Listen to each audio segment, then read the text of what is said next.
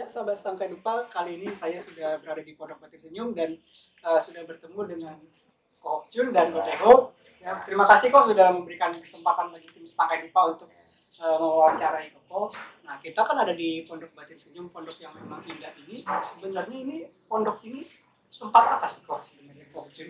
Oh, nanti dijelaskan dulu sama Pak Teho ya. Pak Teho boleh silakan. Sebenarnya yang harus menjelaskan dari Ketua Umum Susio Jun, tapi saya hanya membantu aja. Ya. Pondok Batin ini awalnya kita bangun karena kita pernah baksos ke rumah sakit Cipto Mangunkusumo, di mana pada saat itu ya kita melihat bahwasanya ada pasien yang mengenam di sana.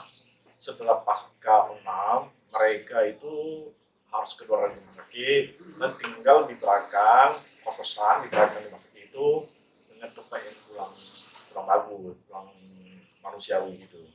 Nah, jadi oleh karena itu kita inisiatif kita membangun Pondok Batin ini. Tujuan utama kita buka rumah singgah, seperti sana rumah singgah. Nanti mana pasien-pasien yang punya persyaratan tertentu akan ditampung di rumah singgah ini untuk lebih cepat pemulihan kesehatan dia. Itu tujuan utama.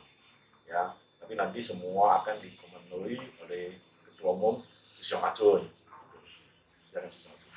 Berarti tempat rumah singgah ini lebih tepatnya rumah singgah untuk pemulihan pasien yang sakit setelah pasca dia berhasil opnam dari rumah sakit, seperti itu ya? Betul.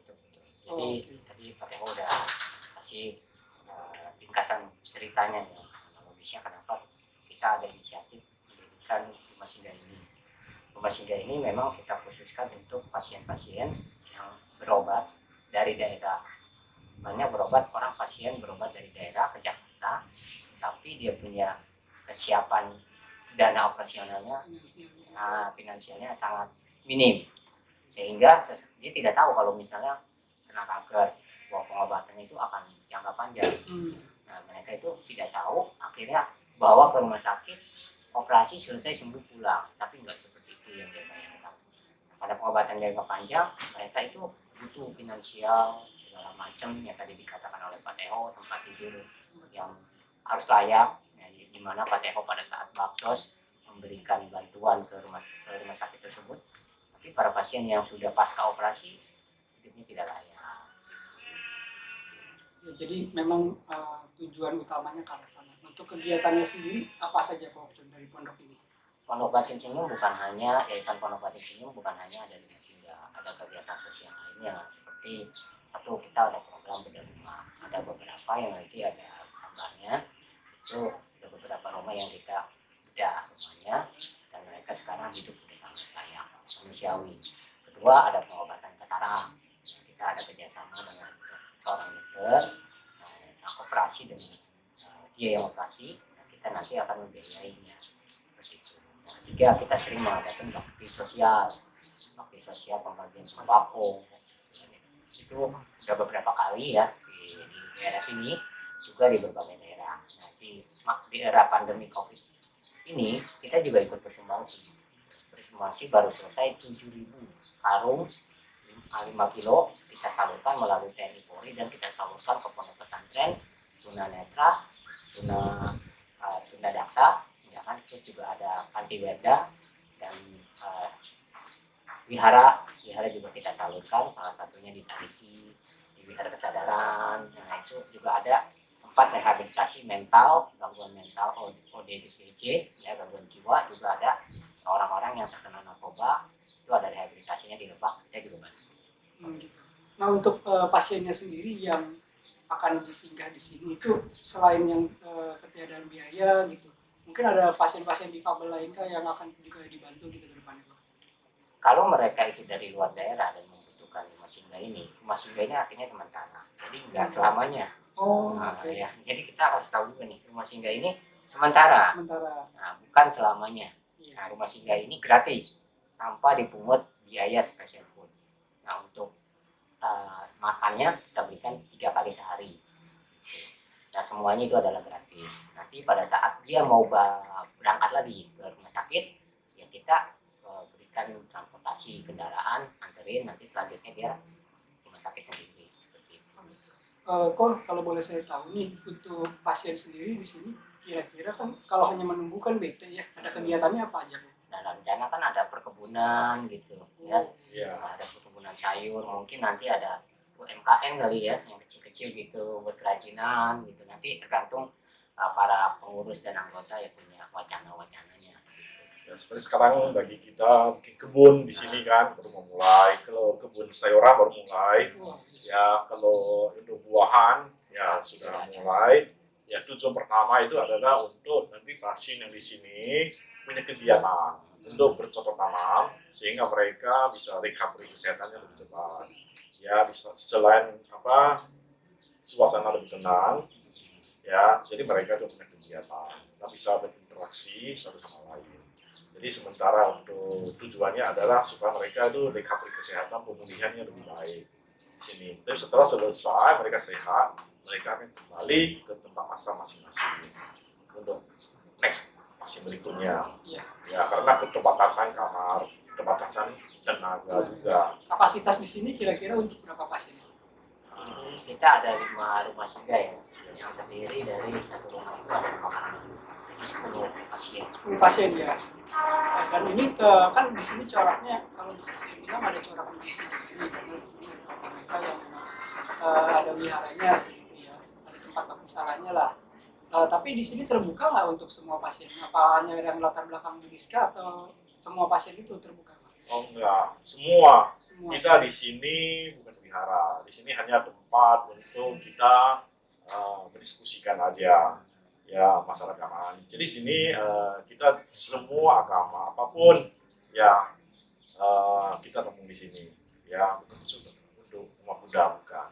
Jadi untuk memang semua. Tidak terbatas untuk orang Buddhis saja, tapi semua agama pun boleh. Semua, ya semua. Yang penting mereka itu memangnya membutuhkan keterbatasan biaya kan dari luar kota, dan penyakit itu butuh pemulihan yang suasana yang tenang, ya kita ketemu di sini. Oh iya, saya tadi sempat jalan-jalan dan di bawah ada makam Tionghoa yang sudah tua ya, kok ya. Nah ini kalau boleh saya tahu kenapa makamnya, biasanya kan kalau orang membangun satu tempat itu pasti makam diangkat gitu. Kalau ini kenapa dipertahankan gitu kok? Dan siapa sih yang sembayangkan di situ? Ini Pak Ucun lebih tahu di wayangnya ini. Jadi gini, waktu kita beli tanah di sini kita juga tidak tahu ada makam, tapi penduduk sekitar sini tahu gitu. Tapi kan kita nggak dapat info penduduk bahwa di sini ada makam.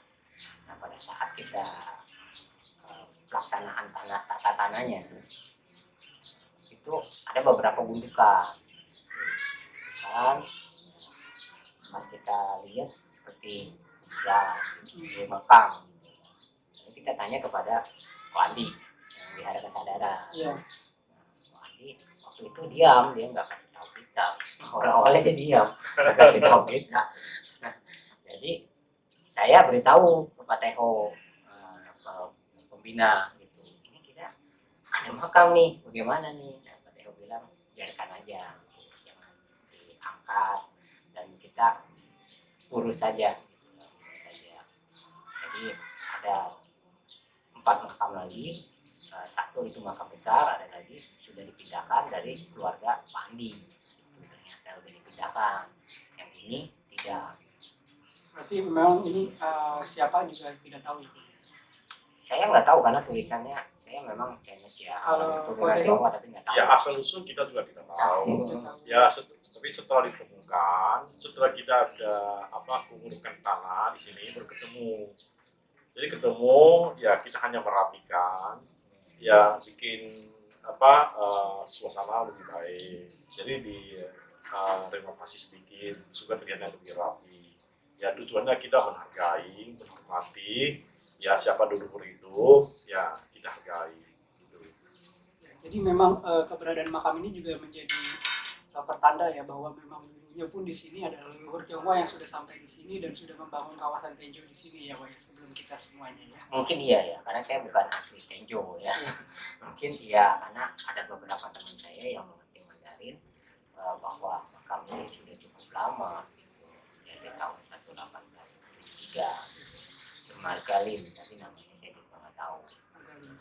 Ada teman juga cerita bahwa ini makam apakah mungkin sejarah nampak jelas dari orang-orang keturunan yang datang ke Tenjo seperti itu.